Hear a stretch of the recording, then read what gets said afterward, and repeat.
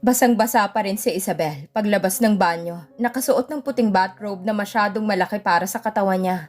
Umaagos ang tubig mula sa kanyang buhok at kumakapit ang lamig sa balat niya. Dahan-dahan siyang lumabas, naiilang. Sa sala nakaupo si Tristan, nakatukod ang siko sa tuhod. Hawak ang cellphone, tila may binabasa. Mataray ang muka, parang palaging galit sa mundo.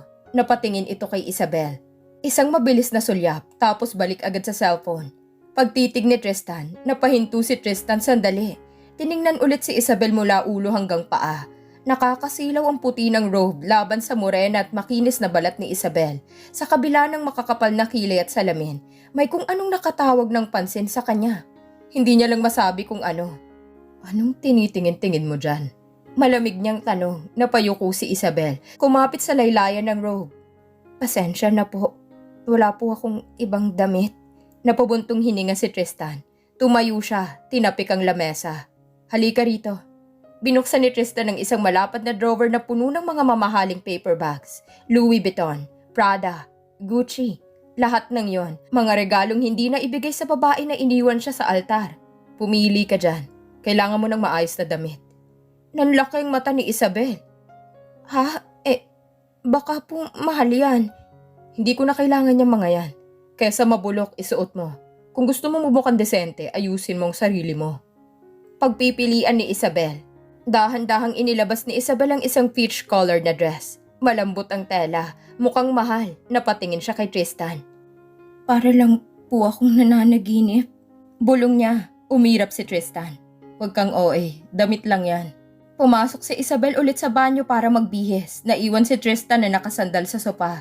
Hindi niya maipaliwanag ang naiirita niyang pakiramdam. Bakit ko ba ginagawa to?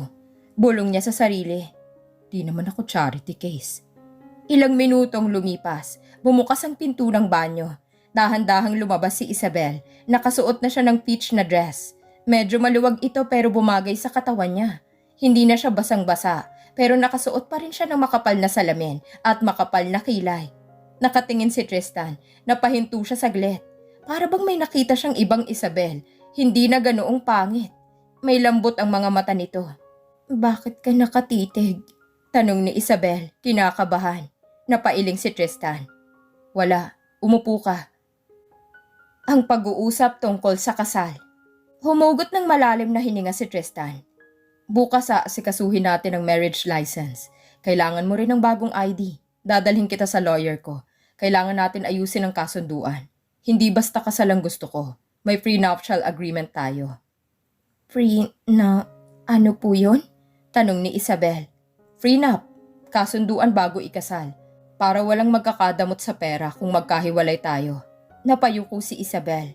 Hindi ko po habol ang pera nyo. Bumuntong hininga si Isabel. Hindi po ako sanay sa ganito. Hindi po ako sanay sa kondo o mamahaling damit. Parang alien po ako dito. Umirap si Tristan. Kaya nga binibigyan kita ng mga bagong damit para hindi ka mukhang kawawa. Hindi ko kayang magpakasal sa babaeng akala ng lahat ay katulong ko.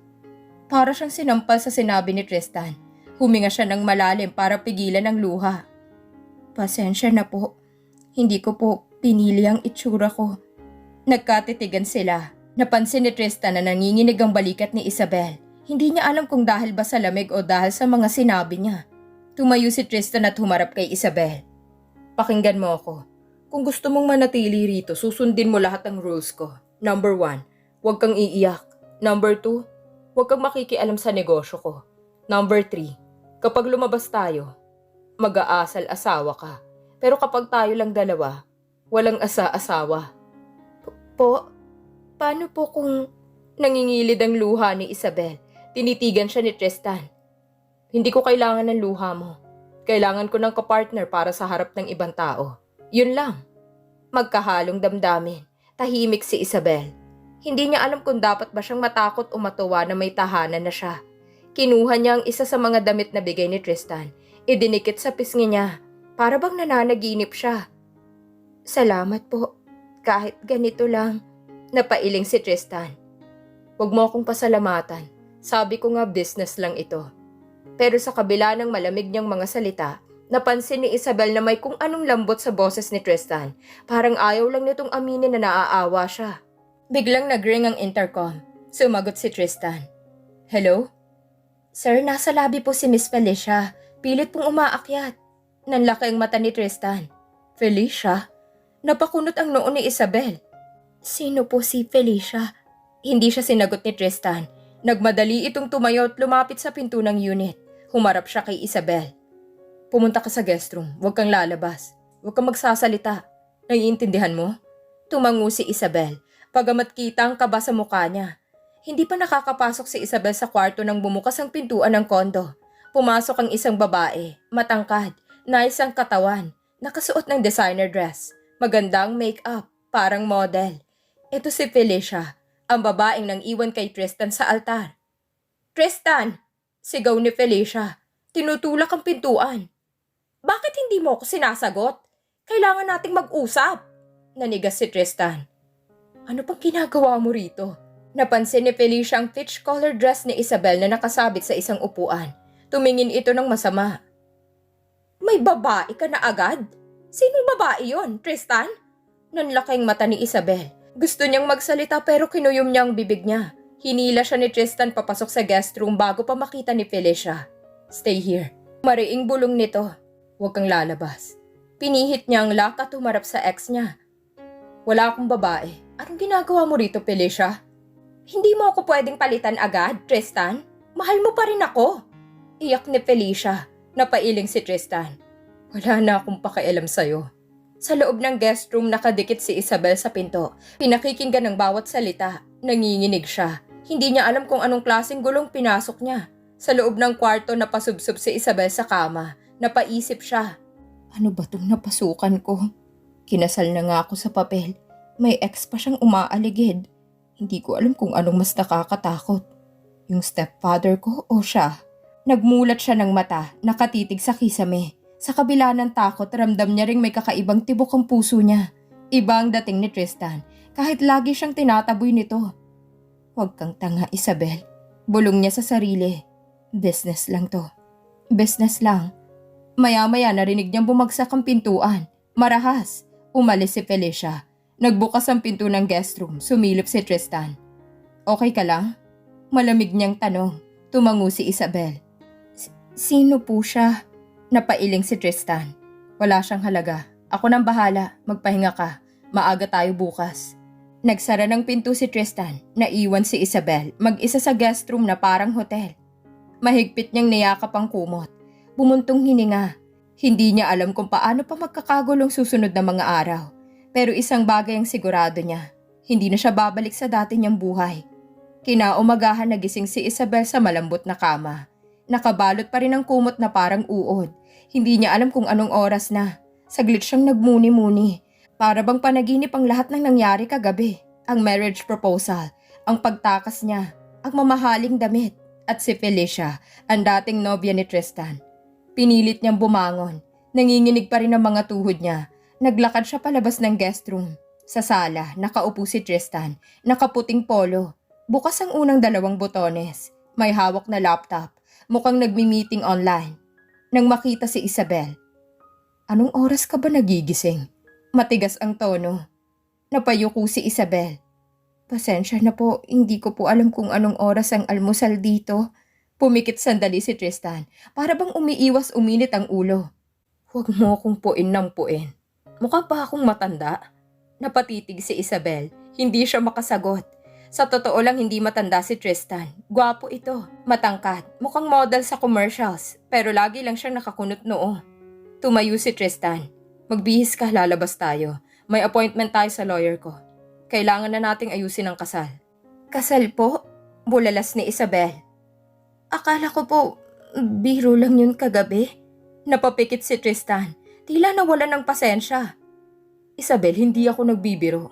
Hindi ako lalaking mahilig magdrama. Nagdesisyon na ako. Magpapakasal tayo para matapos na tong gulong to. Kailangan ko ng asawa kahit kunwari. At ikaw, kailangan mong mawala sa radar ng stepfather mo. So pareho tayong may kailangan. Napakagatlabi si Isabel. Hindi po ba pwedeng ibang paraan na lang? Ayoko pong makaabala. Napasandal si Tristan at napalakas ang tawa, pero walang saya. Abala? Isabel, abala ka na nga. Kahapon ka pa abala. Namula si Isabel. Hindi siya nakasagot. Tumayo si Tristan at lumapit sa kanya. Bahagyang nakayuko upang magkasalubong ang kanilang mga mata. Isa lang ang tanong ko, Isabel. Gusto mo bang bumalik sa stepfather mong pilit kang ipapakasal sa matandang may utang siya? O gusto mong manatili rito? Ligtas, kahit may kapalit. Pinikit ni Isabel ang mga mata. Bumuntong hininga. Sasama po ako. Mahina niyang sagot. Good. Malamig na tugon ni Tristan. Kumain ka na. Nasa mesa ang almusal. Dapat mabilis kang kumilos. Hindi kita aabangan mag-ayos parang tanga. Umupo si Isabel sa mesa. May inihanda ng almusal. Scrambled eggs, bacon, toast at fresh orange juice. Napatitig siya sa pagkain. Napakaganda ng pagkaka-plate. Hindi siya sanay. Noon, pandesal lang at kape na puro sabaw na parang tubig. Sumulyap si Tristan. Ano na naman yung itsura mo? Para kang nakakita ng alien. Ang dami po. Ang sosyal po kasi. Nahihiyang sagot ni Isabel. Isabel, mariing sabi ni Tristan. Kung gusto mong manatili dito, sanayin mong sarili mo. Hindi ko ugaling magtago ng asawa na mukhang pulubi. Maya-maya tinuro ni Tristan ng mga kutsara at tinidor. Alam mo bang gumamit niya ng tama? Namula si Isabel. Medyo po. Hinawakan ni Tristan ang kamay niya at itinuro kung paano gumamit ng kutsilyo at tinidor para hatiin ang bacon. Napatitig si Isabel sa mukha ni Tristan. Malapad ang balikat nito. Matangos ang ilong. Ang lapit nila sa isa't isa. Napansin ni Tristan ang pagtitig niya. Anong problema mo? Hindi ko to ginagawa dahil gusto kitang halikan. Nagtuturo lang ako. Namula lalo si Isabel. Hindi ko po iniisip yun. Pagkaraan ng almusal, bumaba sila ng kondo. Nagulat si Isabel nang makita si Tristan na bumababa sa isang itim na sports car. Ipinagbukas siya ng pinto ni Tristan. Sumakay ka. Sa law office, sinalubong sila ng isang matandang abogado. Mr. Villaruel, welcome po. Napakunot noong abogado nang makita si Isabel. Ito po ba ang mapapangasawa niyo? Tanong nito. Hindi maitago ang pagtataka. Tiningnan ni Tristan si Isabel mula ulo hanggang paa.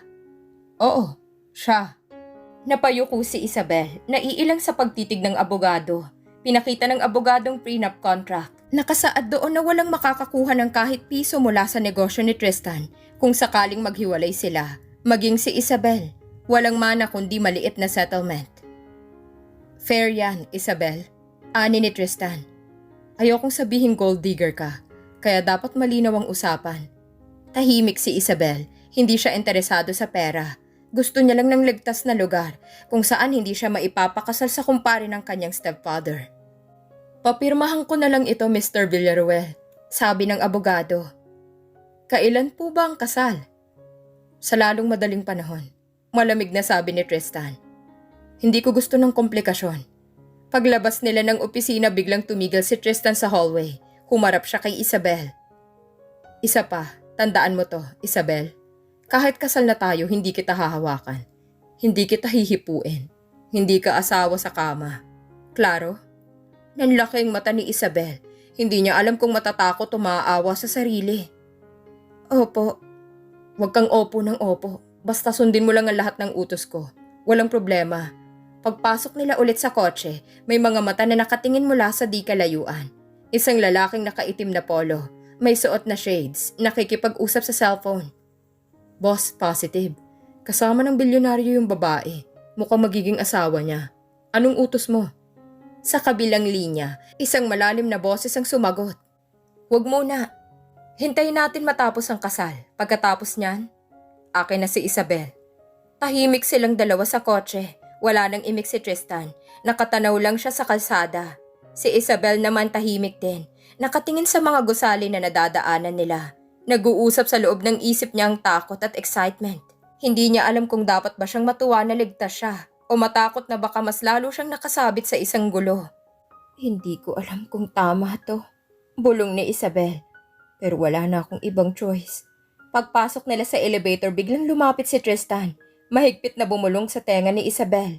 Huwag mong kalimutan, Isabel. Hindi kita asawa. Huwag mong aasahang mamahalin kita. Hindi ka rin pwedeng magmahal sa akin. Business lang to. Nagtagpo ang kanilang mga mata. Napansin ni Tristan na nanginginig ang balikat ni Isabel. Sandali siyang napatingin sa bibig nito. Tapos mabilis na umiwas. Bumukas ang pinto ng elevator. Mabilis na lumabas si Tristan. Iniwan si Isabel na nakatayo, hindi makakilos.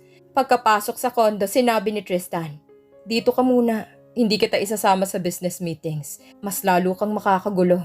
Mag-ayos ka rito. May delivery ng mga damit mamaya. Ayusin mong sarili mo." Opo. Bumuntong hininga si Tristan. At tigilan mong kaiiyak. Hindi ko ugaling mag-alaga ng iyakin. Tumalikod siya, pero bago tuluyang pumasok sa kwarto, narinig niyang mahina ang tinig ni Isabel.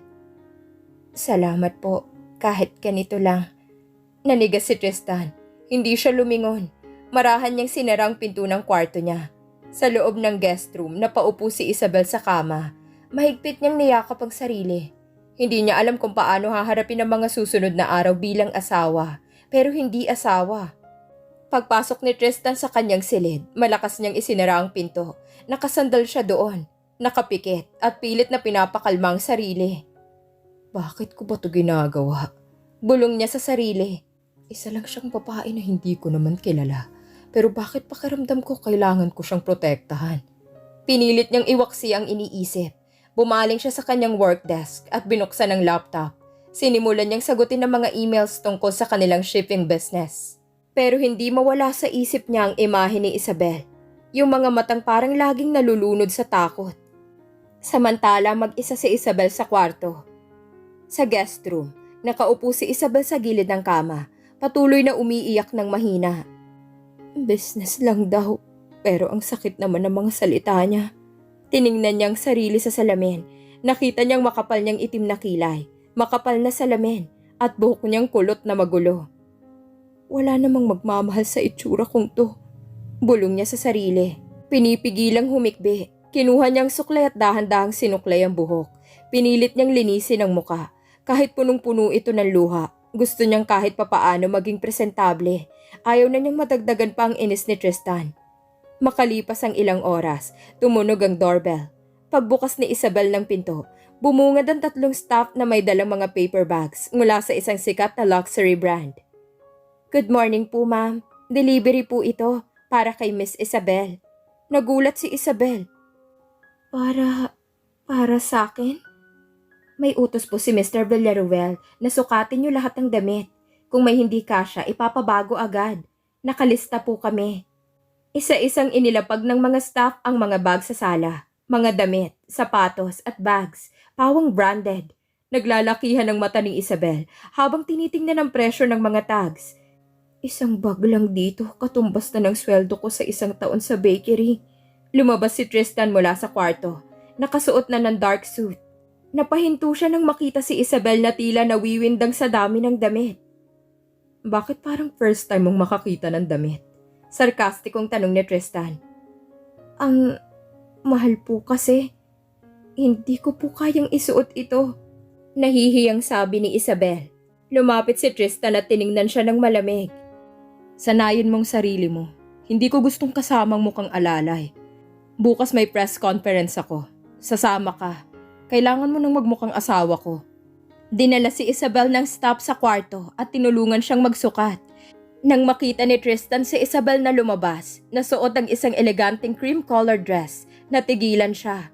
Bumagay kay Isabel ang damit, kahit may salamin at makapal na kilay.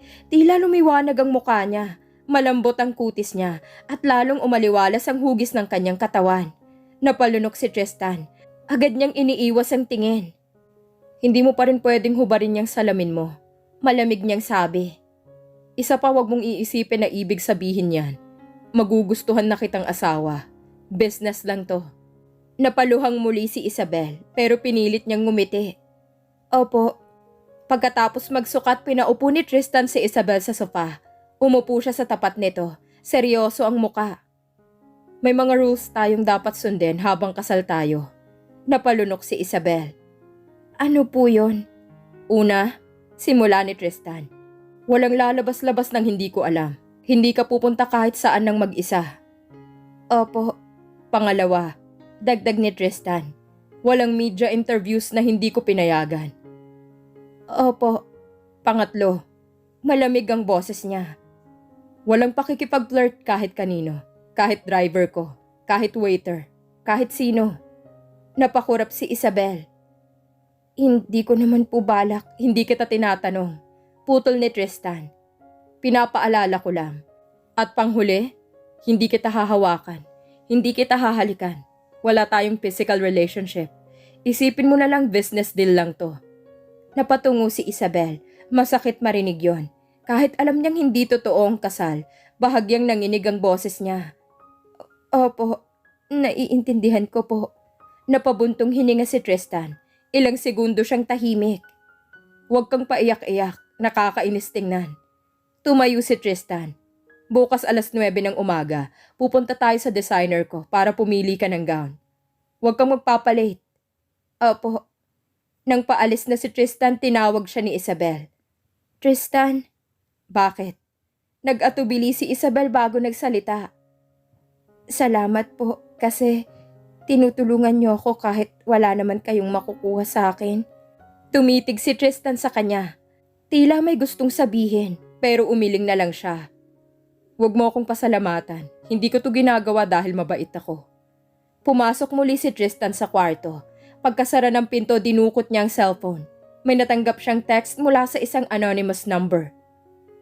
Siguraduhin mong hindi ka masyadong napapalapit kay Isabel.